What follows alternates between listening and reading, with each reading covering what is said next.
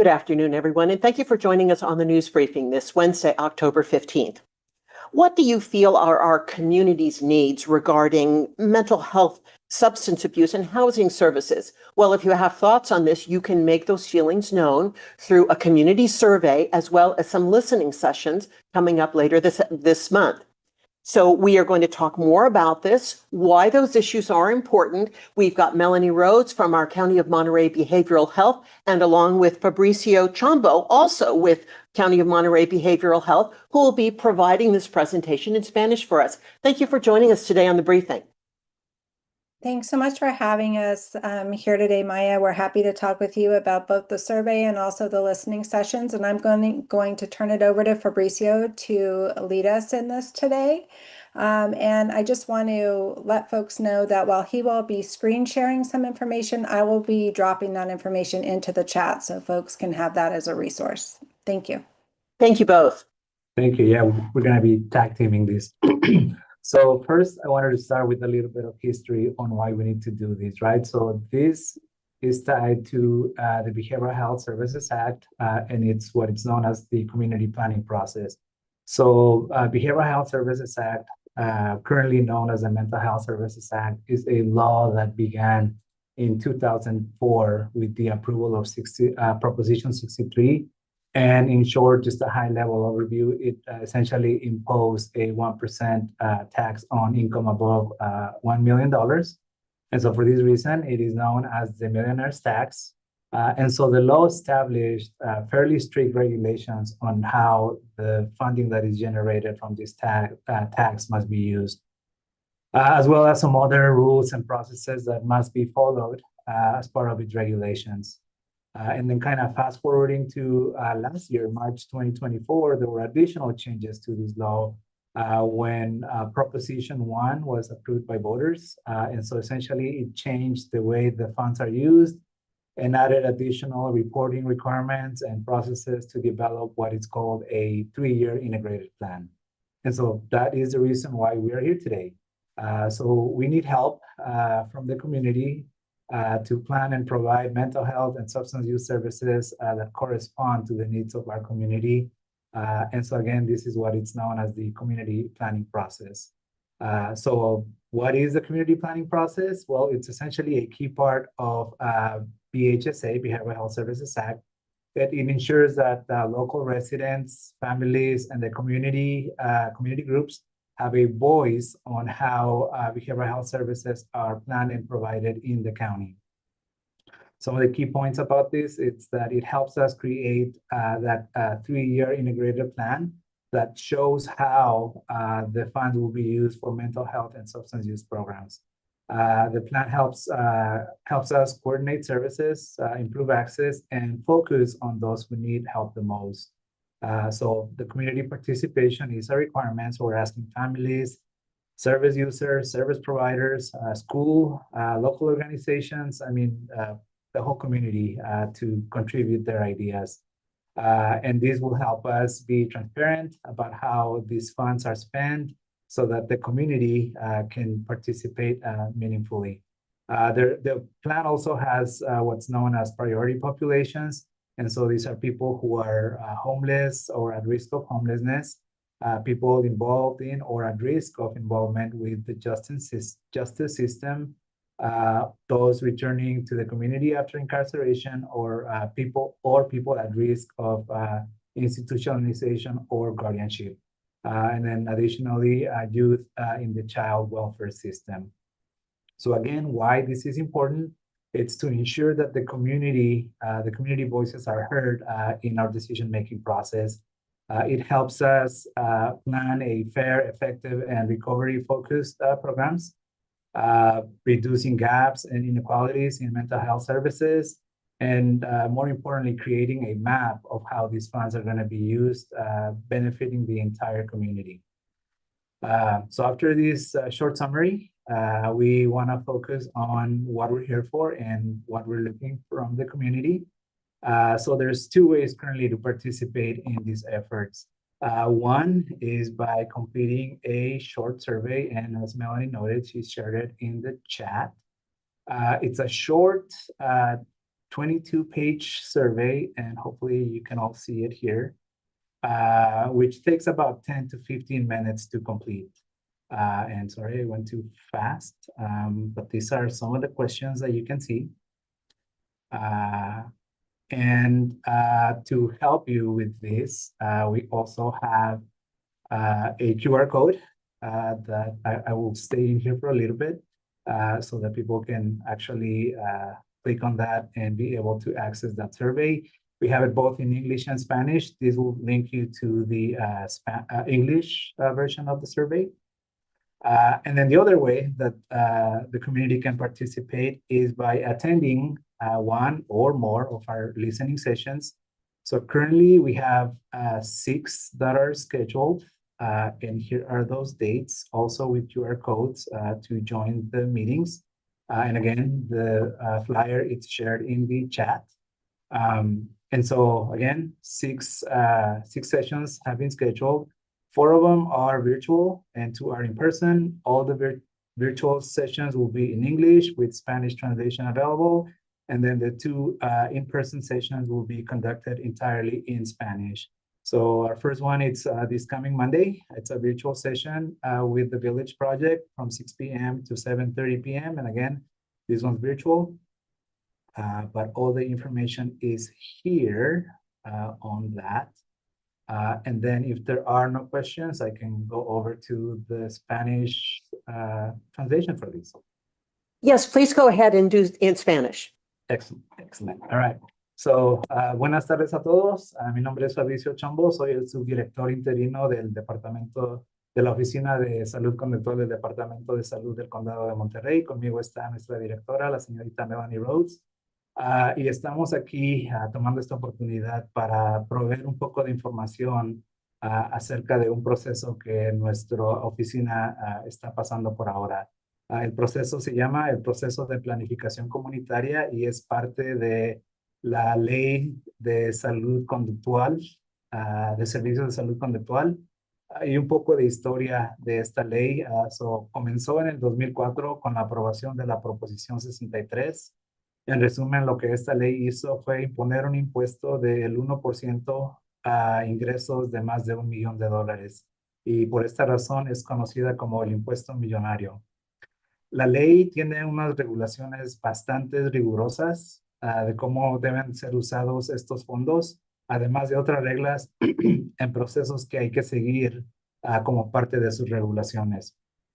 Adelantándonos un poquito al tiempo, en marzo del 2024 hubo cambios a esta ley cuando la Proposición 1 fue aprobada por los electores. Este cambio trajo varios cambios en la forma en que los fondos que son generados por esta ley pueden ser utilizados. Además, agrega más requisitos de informes, reportes y procesos para desarrollar lo que se le nombra el plan integrado. Este plan integrado es el motivo por el cual estamos aquí en este informe. Necesitamos la ayuda de nuestra comunidad para que nos ayude a planificar y brindar servicios de salud mental y de uso de sustancias que respondan a las necesidades de nuestra comunidad. Esto es lo que se conoce como el proceso de planificación comunitaria y es algo que hacemos año tras año. Un poco de información acerca del proceso de planificación comunitaria. De nuevo, es una parte clave de esta ley que garantiza que los residentes del condado, familias y grupos comunitarios tengan voz en cómo se planifican y ofrecen los servicios de salud conductual en el condado. Algunos puntos claves de este proceso es que los condados hay un requisito de crear a lo que se llama un plan integrado de 3 años que muestra cómo se usarán los fondos para programas de salud mental y de uso de sustancias. El plan ayuda a nuestro condado y a todos los demás condados en California a coordinar servicios, mejorar el acceso y enfocarnos en quienes necesitan la ayuda, más ayuda. Es un requisito que la comunidad participe y estamos buscando familias, personas que usan nuestros servicios, proveedores de estos servicios, escuelas y otras organizaciones locales que puedan aportar sus ideas. El condado, y es un requisito también ser transparentes de cómo se utiliza este dinero para que la comunidad pueda participar de manera significativa. Este plan se enfoca en poblaciones prioritarias, las cuales son personas que están sin hogar o que están en riesgo de estar involucradas o en riesgo de perder su hogar, personas que estén en riesgo de involucrarse con el sistema legal, regresando a la comunidad después de estar en la cárcel, en riesgo de institucionalización o tutela, o jóvenes que estén en el sistema de bienestar infantil. La razón por qué esto es importante es porque garantiza que las voces de la comunidad sean escuchadas en la toma de decisiones, nos ayuda a planificar programas justos, efectivos y enfocados en la recuperación, reduce brechas y desigualdades en servicios de salud mental y nos va a ayudar a crear un mapa de cómo se usarán los fondos para beneficiar a toda la comunidad. Así es que lo que estamos aquí, lo que queremos es que hay dos maneras de participar en este proceso. Uno de ellos es al llenar una encuesta. Y déjenme comparto mi pantalla para ver lo que esta encuesta. Es una encuesta pequeña. Son 22 preguntas. Toma un poco 10 a 15 minutos para completarla. Y voy a ojear aquí un poquito para que vean más o menos las preguntas. Para ayudar un poco con esto, tenemos este código QR que se ve aquí, donde pueden apuntar su cámara, hacer clic y acceder a la encuesta. La otra manera en la que pueden participar es asistir a una de nuestras sesiones de escucha. Actualmente tenemos agendadas seis sesiones. 4 son virtuales y 2 en persona. Todas las sesiones virtuales serán en inglés, pero hay traducción al español y las 2 sesiones en persona serán facilitadas completamente en español. Son las sesiones que ahorita están en persona, son el 22 de octubre a las 5:30 y la otra es el jueves 23 de agosto en Castroville. Aquí tenemos la dirección para si quieren atender, también los códigos QR para si quieren atender a esas otras sesiones que son virtuales. Y eso es todo lo que tenemos por hoy. Estamos aquí para responder a cualquier pregunta que tengan. So we have it today and we're here for any questions you may have. Fabricio, thank you so much for doing this information twice. We do have a question, and it has to do with getting people to come to these listening sessions, whether virtually or in person.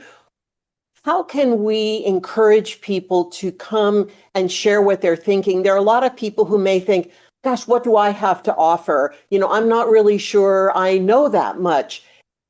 How can we encourage them to share maybe their concerns or find out things that they don't know? One word of encouragement or sentence of encouragement is that input is really meaningful, right? So if you show up to our listening sessions, we want to hear what the concerns are so that we can actually strategize and see how those services can be provided in the community. We've been doing this year after year, and we're trying to update every time we make these presentations on things that we heard in the past and how some of those gaps have been addressed. So it's extremely important, and it really drives the services that we're providing here in the county. And the only thing I would add, Thank you. if I could jump in, Maya, sorry. The only thing I would add is there's no right or wrong answers. Really, we're just asking for people's observations, feelings, opinions on things, whether it's from their personal experience or they're sharing something that they're aware of, that's there's a need in the community, via their their other community activities and engagement, like whatever that they're observing that is happening in the community. Because the thing with this and the importance of this is if it's not areas that are identified in our focus groups, in our listening sessions, in these things, then we can't really leverage and use the funding to help develop programming in that area. And so it really does have an important impact on the development of our integrated plan. And it's requiring like this transition as Fabricio was talking about. Really, the state is now requiring even additional expanded stakeholder engagement. So we're really needing everyone to come out, complete the survey, get their voices heard, and we just welcome everyone's thoughts and opinions.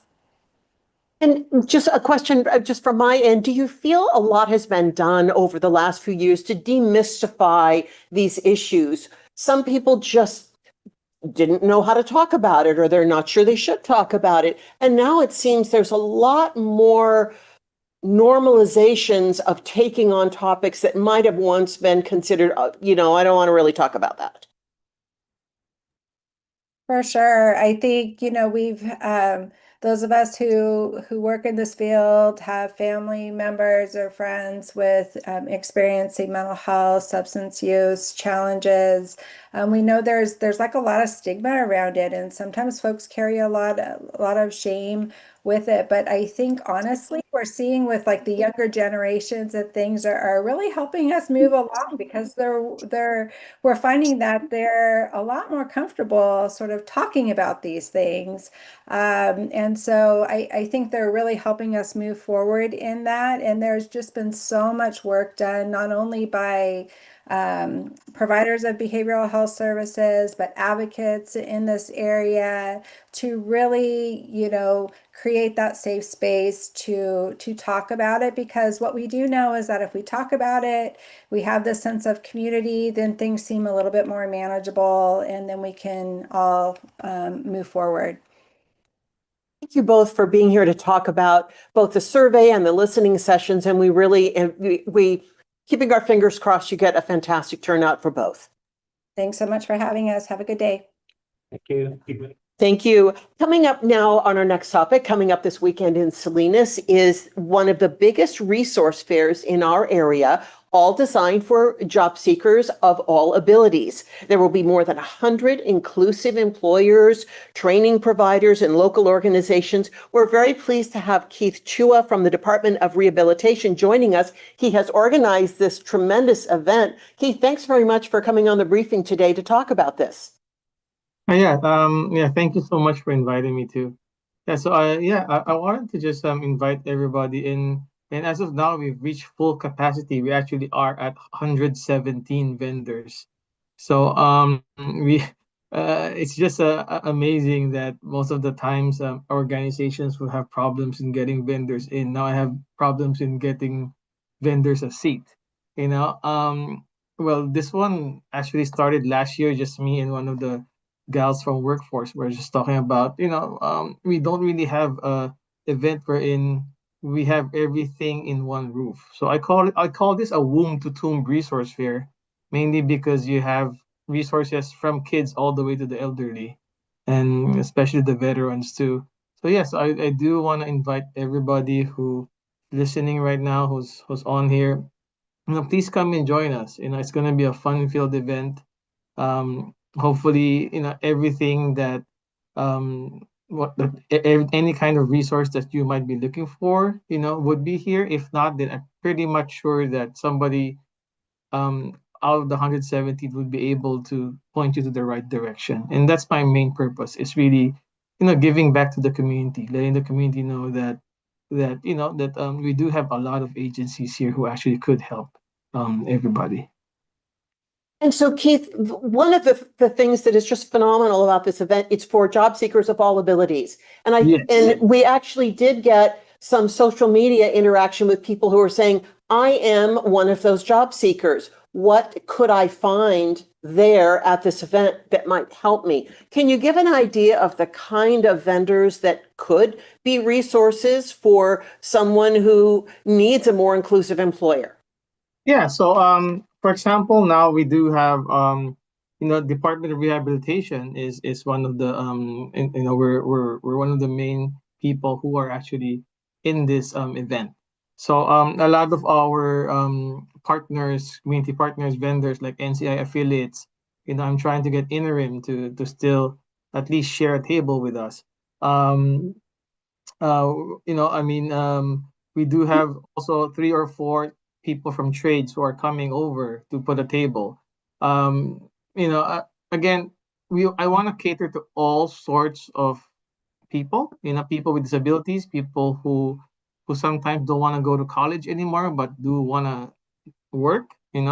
So that's why I did invite some of these trades, like HVAC, electrical, to come in and educate our youth that, hey, you know what? If you come and become an apprentice in this type of field, it's like you'll be earning like around 70,000 a year, so which is great for people who are starting. So a lot of these things, again, we don't know until we actually go in and ask, right? That's the reason why I kind of put up something like this, like everything under the sun. And that's exactly, I think, what people are looking for. Because do you find that people who are your target audience are not really sure where to start in their job search? And are you also finding that more employers are inclined to be more inclusive, that maybe people's expectations that they wouldn't be considered, that they really would be considered for employment? Yes, actually, I did bump to one of the vendors who's going to be there, which is BJ's restaurant. When I spoke with the manager, I asked him, "Are you open to hiring people who have disabilities?" And he said, "Well, I'm not so sure because I don't understand what type of disabilities and what they can do." And I said, people with disabilities is not the usual ones that you see, the people on a wheelchair or people, everybody has speculations on people with disabilities, what they cannot do, right? But they don't understand what they actually can do. And that's how I go around getting these vendors, educating them that, hey, let's try to. I heard a while ago on the first presentation about the stigma, right? On how people have that stigma if they um, see somebody or they hear or they even read something on their application form that they have a disability. It's like, oh, I'm afraid, right? So we need more education on that, on how do we go about knowing that people with disabilities actually are a big asset to the company, because I educate them wherein they have a harder time getting a job or finding a job. And once they land a job, they actually are more loyal than anybody else because they know how hard it is to land into that job. And I educate most of the employers on people who have disabilities. So hopefully this one, shines a light to everybody that, don't be afraid. And me myself, I'm a job coach. I tell my clients, your disability is actually your superpower. I always tell that to them because having a disability, makes people, it makes you kind of be better on something else. Like you hone your senses into something else. You hone your abilities to something else, and it makes you actually a better worker than anybody else. And I always tell that to people because again, they do have a harder time finding jobs. But it's good to know you have a superpower because we've all got it. We just have to find it, right? Yes, we do. So remind people again about when the fair is. I know it's coming up this Sunday, correct? Yeah, it's Saturday. So it's going to be this Saturday at the Northridge Mall. Again, it's inside the mall. So a lot of people are asking me, is it outside? It's inside the mall. And they go, how are going to fit 117 people, 117 tables? And I say, go there and see the magic. I planned this since January. So it's been a long, long planning, making sure that everybody can fit and making sure we have enough space for people to roam around. But I do also encourage people once they come in, they will actually get a map and a list of vendors.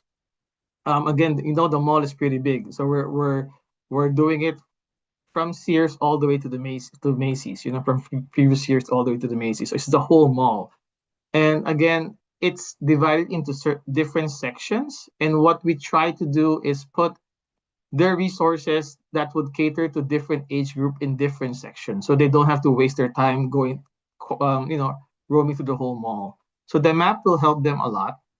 Again, it's 1 to 4 p.m. inside the mall. I have two DJs actually who's gonna have we're gonna have music, entertainment inside too.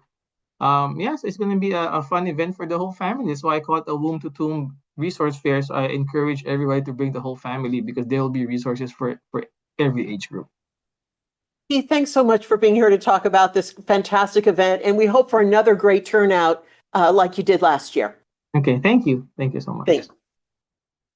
Well, our special election is just around the corner now. If anybody's been watching the calendar, our registrar of voters, Gina Martinez, is here. She is going to tell us what is happening with the special election. She's also going to tell us it is not too late to be a poll worker. And if you've got a high schooler, high school age student, they can learn about democracy in action too. Gina, thanks very much for being here. And we want to let people know that this presentation will also be provided in Spanish with our colleague Greta Arevalo. Hi, Gina. Hi, Maya. Thank you so much for having us. Good afternoon, everyone. I'm Gina Martinez, Registrar of Voters for the County of Monterey, and joining me today is Greta Arevalo, Deputy Registrar of Voters. We'll be discussing the upcoming November 4th statewide special election, and we're going to hit on a couple of opportunities for our high school students. So, Greta, if you'll advance the slide.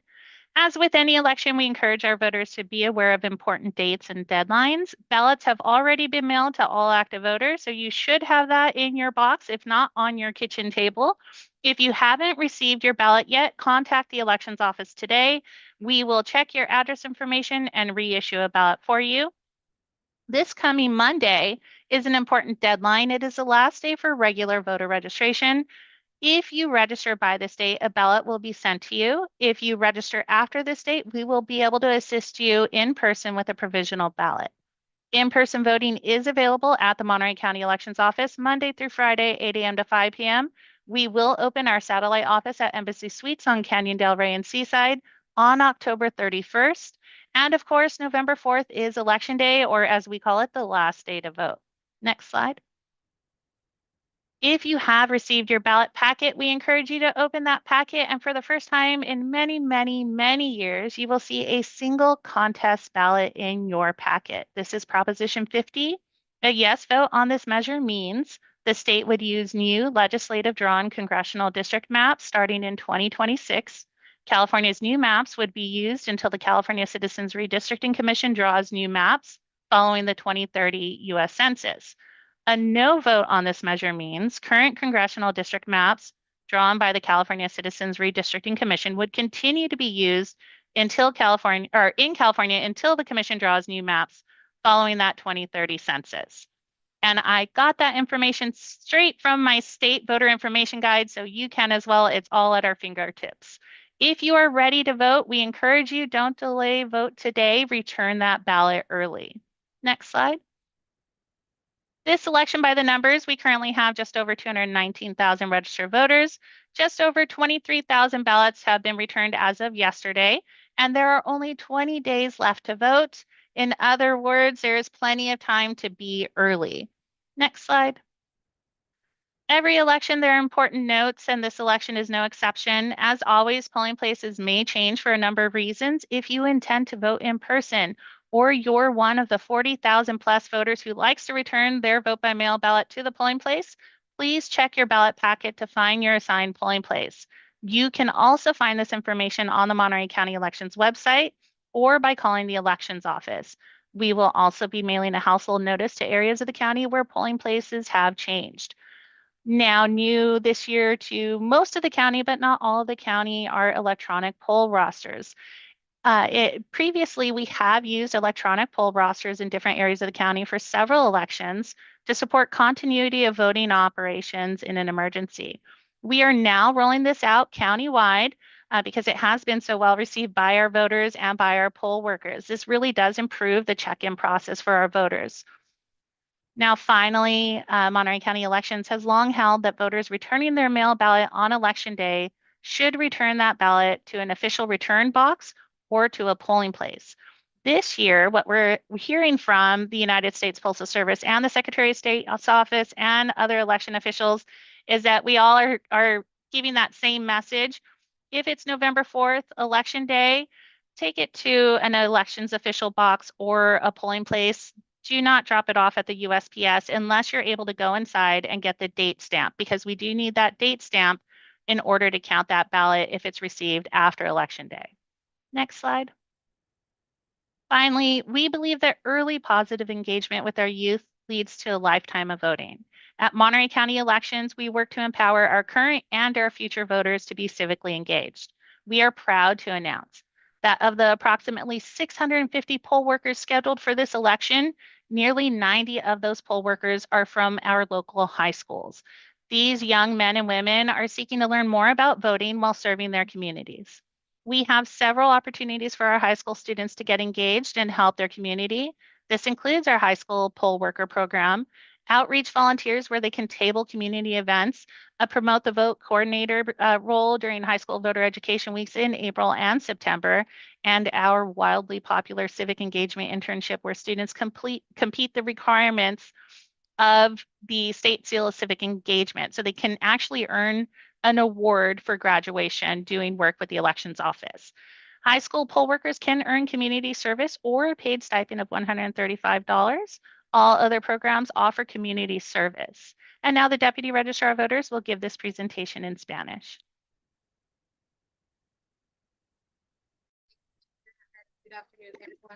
Thank you, Gina, and good afternoon, everyone. Buenas tardes a todos. Mi nombre es Greta Arevalo. Soy la registradora adjunta de votantes del Condado de Monterrey.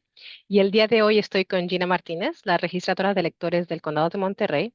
Hoy presentamos sobre la próxima elección especial estatal del 4 de noviembre. Al igual que con cualquier elección, alentamos a nuestros votantes a estar al tanto de las fechas importantes. Las boletas ya se han enviado por correo a todos los votantes activos y si aún no ha recibido su boleta, le pedimos que se comunique con nuestra oficina, donde podemos verificar la información de su dirección y volver a emitir una boleta. El próximo lunes es el último día para el registro regular de votantes. Si se registra antes de esta fecha, se le podrá enviar una boleta y si se registra después de esta fecha, podremos ayudarlo en persona con una boleta provisional. La votación en persona está disponible en la Oficina de Elecciones del Condado de Monterrey de lunes a viernes de 8 a.m. a 5 p.m. y vamos a abrir nuestra oficina satélite en Embassy Suites en Canyon del Rey el 31 de octubre. Y por supuesto, el 4 de noviembre es el día de la elección y es el último día para votar. Si usted ha recibido su paquete electoral, le recomendamos que abra ese paquete. Allí usted encontrará una boleta de contienda única en todo el condado. No hemos visto una sola contienda desde hace mucho tiempo. En este caso es la proposición número 50. Un voto sí a esta proposición significa que el Estado utilizaría nuevos mapas de distritos legislativos a partir del 2026. Los nuevos mapas de California se utilizarán hasta que la Comisión Ciudadana de Delimitación de Distritos de California elabore nuevos mapas tras el censo de Estados Unidos del 2030. Un voto no a esta proposición significa que los mapas actuales de los distritos del Congreso elaborados por la Comisión Ciudadana de Delimitación de Distritos de California seguirían utilizándose en California hasta que la Comisión elabore nuevos mapas tras el censo de Estados Unidos del 2030. Y solo para hacerles saber, esta información fue capturada a través de la guía electoral del Estado, que todos lo tenemos a la punta de nuestros dedos. Así que si usted está listo para votar, le recomendamos que no se demore en votar hoy y devuelva esa boleta de manera temprana. En estas elecciones, según los números, actualmente tenemos más de 219,000 votantes registrados. Se han devuelto un poco más de 23,000 boletas y solo quedan 20 días para votar. En otras palabras, todavía hay mucho tiempo para votar temprano. Vemos notas importantes en cada elección y esta no es una excepción. Como siempre, los lugares de votación pueden cambiar por varias razones. Si la intención de votar en persona es de usted, por favor, consulte su paquete de boletas para encontrar su lugar de votación asignado. También puede encontrar esta información en el sitio web de nuestra oficina o llame a la oficina de elecciones. También le enviaremos por correo un aviso de hogar a las áreas del condado donde haya habido cambios. Hemos tenido listas de votaciones electrónicas en diferentes áreas del condado para varias elecciones para apoyar a la continuidad de las operaciones de votación en caso de emergencias, pero ahora estamos implementando estas listas electrónicas en todos los lugares de votación para mejorar la experiencia de verificación para nuestros votantes y nuestros trabajadores electorales. El Departamento de Elecciones del Condado de Monterrey continúa y ha sostenido durante mucho tiempo que los votantes que devuelvan su boleta por correo el día de las elecciones deben devolver la boleta a un buzón oficial de devolución o a un lugar de votación.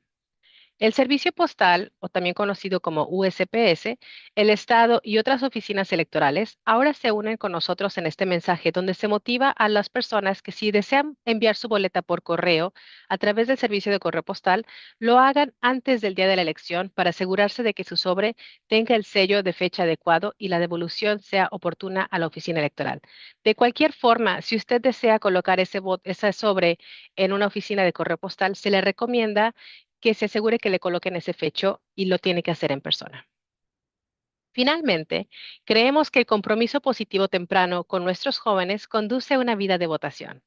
En el Departamento de Elecciones del Condado de Monterrey, trabajamos para capacitar a nuestros votantes actuales y futuros para que se comprometan cívicamente.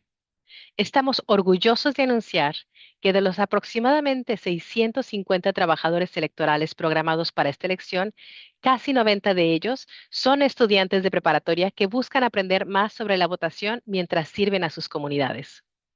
Tenemos varias oportunidades para que nuestros estudiantes de preparatoria se involucren y ayuden a su comunidad. Esto incluye nuestro programa de trabajadores electorales de estudiantes en escuelas de preparatoria, voluntarios de alcance a la comunidad, voluntarios que pueden coordinar la promoción del voto durante las semanas de educación electoral en las preparatorias durante el mes de abril y septiembre, y nuestras prácticas de participación cívica, las que son muy populares, donde los estudiantes completan los requisitos para obtener el sello estatal del compromiso cívico en su diploma. Todos los trabajadores electorales de las escuelas preparatorias pueden ganar horas comunitarias o bien tener un estipendio pagado de $135 y el resto de los programas ofrecen un servicio comunitario.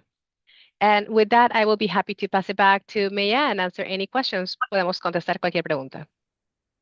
Ladies, thank you so much for being here and really running through a whole lot of information really very quickly. I do have a question about the student poll workers.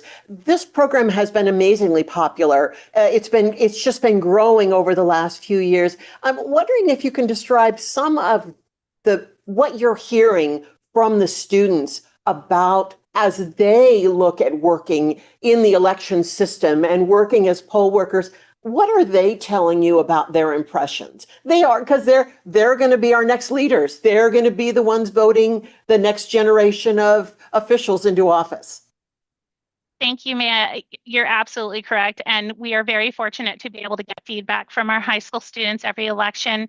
This summer, we had a number of high school students who worked at polling places in 2024 join us for our internship program. And they all had the same message. It was an incredible day of work. It was an incredible day of service, and they learned so much from the poll workers, the adult poll workers who were helping with them because they work side by side. Our students are not taking a lesser role. They're not relegated to duties outside, just standing around and holding a sign. They are helping to process voters and make sure that our voters have their right to vote and their voices heard. And our adult poll workers, those mentor poll workers, are really had an opportunity in 2024 to explain to our high school students why it's so important, one, to vote, but two, to be involved in civic engagement at all levels, not just voting, to be a poll worker, what it means to be able to help someone have that voice. And that resonated with the high school students. And some of them even came back and said, the voters talked to me and they thanked me for helping them. And they explained that this process is just so critical to our county and our community and the country. And it's incredible that as a high school student, I'm able to impact this. I'm able to make it happen. And hearing that come from students, it's just absolutely amazing. And it really just I'm just so much more optimistic every time I'm able to engage with these young people. Yes, again, they're going to be the ones that are going to make decisions, for the rest of their life, and people who are going to take care of us when we're older. So right? Yes. It's so encouraging to hear that kind of feedback. And it's so great that this program is just continuing to grow. And we'll be looking for them come November. And remember to thank them. Yes. Absolutely. Ladies, thank you both for sharing and updating on that important ballot information as well. Absolutely. That people just need to keep in mind. Appreciate it. Wonderful. Thank you. Bye-bye. Well, coming up this Sunday in King City, the downtown is going to be closed off to vehicles, and skaters and walkers and bicyclists are going to rule the area. That is Ciclovia, King City, and we're very pleased to have Karen Smith with our health department to tell us more about what is happening with Ciclovia. Hi, Karen. Hello, man. So thank you for letting us sneak in here and just invite people down on Sunday from noon to 4 to beautiful King City. You can come down and see our new downtown plaza. There'll be entertainment, there'll be food, there'll be activities. The road will be blocked off. It's time to make friends and get out and do some fun stuff before the rains come and we all move inside. This is the third annual King City Ciclovia, so it's a popular program. Salinas just had theirs last weekend, and I just want to encourage everybody to come down to King City and join us. And explain why the health department is so involved in this particular activity. And you also have other sponsors, other participants like TAMC. TAMC's involved. So this was originally part of a program, Active Transportation, which is making available alternatives to driving. So biking, walking, roller skating, whatever you want to do. So TAMSI's involved. The King City really, or the City of King is really the main sponsor. We are supportive because we know that people get out and they get some exercise. Loneliness is a problem. They might meet some new friends. Another partner is Blue Zones, and there'll be food. Most importantly, there'll be food, and learning about what kind of healthy food you can eat and learn some new things like that. There's community services. It's an important part of bringing the community together. We don't just see health as that trip to the doctor. We see it as increasing the health and well-being of all of our community. So give us the pointers again on the event. So it's King City. Come on down to South County. It's our Main Street, Broadway, between San Lorenzo and First. Between noon and 4, there'll be music and food and events and fun stuff for the kids to do, and just an opportunity to get out and enjoy this. Hopefully, the sunshine. Knock on wood. Karen, thank you so much, and really hope for the best for this event. It's always fun in the City of King. Yes, it is. We are a fun bunch down here, so come on down. And we're going to keep on the theme of transportation. Coming up later this month, there will be 2 community meetings for residents to find out more about the 101 South Salinas Corridor Improvement Project and the South of Salinas Access Management Project. They can see the design, they can ask questions about it. We're very pleased to have some of our colleagues from Caltrans District 5 to talk about what will be coming up at these sessions. And we're pleased to have Celeste Morales. Thank you, Celeste, for joining us on the briefing. Hello, everyone. Yes, I have a presentation. I don't know if I could share my screen or someone else is gonna. Okay, let me figure that out in the background. Share. I have like multiple screens going on, so we'll see which one it is. All right, you guys. Okay. There? We see you. Okay, you don't see my screen. We do. Oh, you do. Okay, perfect. All right. Well, let me start. Okay. So good afternoon, everyone. My name is Celeste Morales, and I serve as a public information officer with Caltrans District 5, covering Monterey and Santa Cruz counties. Thank you all for joining us today. We're here to share some updates on US 101 South of Salinas corridor improvement projects, which are being planned and why it's important and how it will benefit our communities.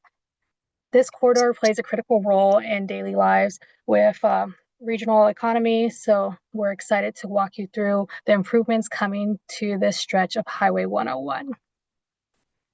US 101 South of Salinas project focuses on 8-mile stretch of Highway 101 between Salinas and Chua. This area carries a diverse mix of traffic from local residents and commuters to tourism and agricultural transportation, making it a vital transportation link. And with US 101 being the main north and south route along California's central coast, essential for statewide commerce and agricultural distribution, the project's goals are to improve safety for everyone who's traveling this corridor, enhance traffic flow to reduce delays and conflicts, and also support local agriculture and businesses by improving movement and access. Ultimately, this is about making travel safer, smoother, and more reliable for our communities and the industry that keeps this region thriving. And let me drop some info in the chat. Okay, here we go. And for this project, there are 2 related efforts going on. One is addressing a near-term safety project, and also the other is focusing on long-term infrastructure improvements. So for South of Salinas Access Management Project, this is the first phase, aimed to improve safety as soon as possible. It's currently scheduled for construction in 2027. The project will close 11 median crossings between Airport Road and Chua, eliminating left turns and U-turns that have been identified as safety risk. This will help reduce collisions and improve traffic flow along the corridor. The second project, which is the long-term one, is for it's the Corridor Improvement Project, with a phase of construction that's going to start in 2031. It will reconstruct the Abbott Street and Chua interchanges and build new local frontage roads on both sides of the highway. And these improvements will provide safer access to local roads and agricultural properties while maintaining efficient through traffic on Highway 101. And together, these projects will build towards a comprehensive corridor solution. And okay, and then Caltrans is committed to Caltrans is committed to transparency and community engagement throughout the planning phase. So we're hosting 2 public information meetings later this month where community members can learn more about both the near-term and long-term projects, ask questions directly to our project team members, and Spanish interpretation will be available at both meetings. And we encourage everyone to attend and bring your questions and help us ensure that these improvements meet the needs of the community. And then I also have some more information to drop in the chat. Give me a second.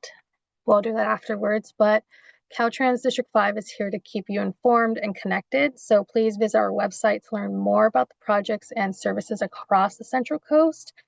For non-emergency issues on our highways, such as potholes, litter, graffiti, or damaged signs, please submit a customer service request.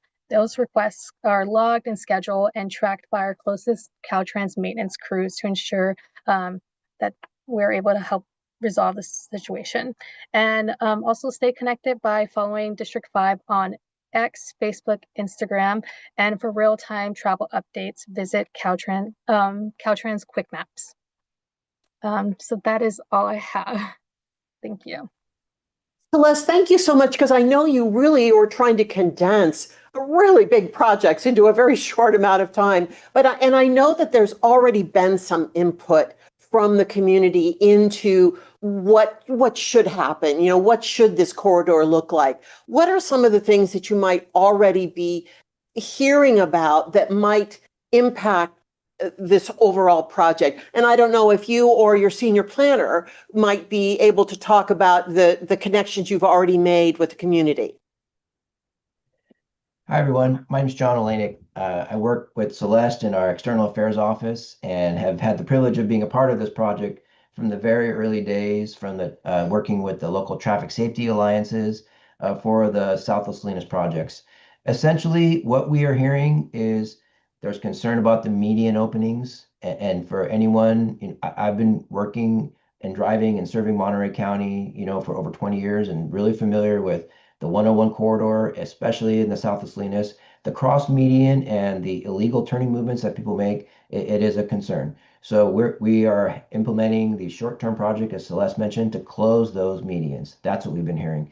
And then long-term vision is there's conflicts between slow-moving agricultural trucks. There's a lot of tourism traffic. There's high-speed traffic, that the high-speed being the unfortunate part of it. There's just a lot of mix of conflicts of traffic. So the long-term project is to help upgrade the facility by providing those frontage roads.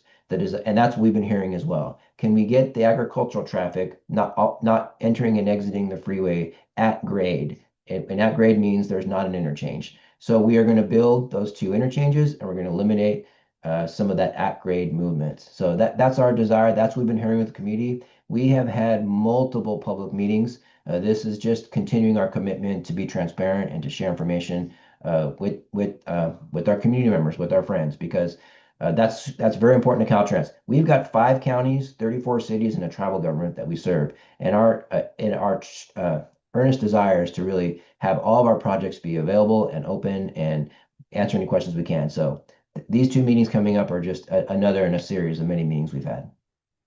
And thank you for pointing that out, because there are people who have been watching this for quite some time. There's been a lot of discussion over time about this. Is this an opportunity for those people to come and see what that project looks like now? Because over time, tweaks have happened to on this overall big picture project. Great question. And the answer is absolutely yes. We're currently in the environmental phase of the project. And during this process, you're coming up with, you're examining the corridor for environmental constraints, and you're also working to refine what early design look might be. So we've been able to take a lot of information in meeting with property owners, meeting with local governments, working with our regional partners, working with the Traffic Safety Alliance. We've been able to take all those meetings and continue to refine and help define what a scope of some alternatives might be. So this is a chance for the community to come see what we've been doing over the course of the last several months, get the latest information. We're promoting like ways that the community can connect with us, to reach out to us and continue to receive updates. So absolutely, it's a great chance to hear what's going on. Thank you both for being here to walk us through this and to remind us that there are still opportunities for people to come and look and come and comment on, whatever their concerns might be. And I know it's really important to all those users in that corridor of Highway 101. Thanks for being here. Really do appreciate it. And thanks everyone for joining us on the news briefing this week. Our next briefing is next week, and we'll see you then.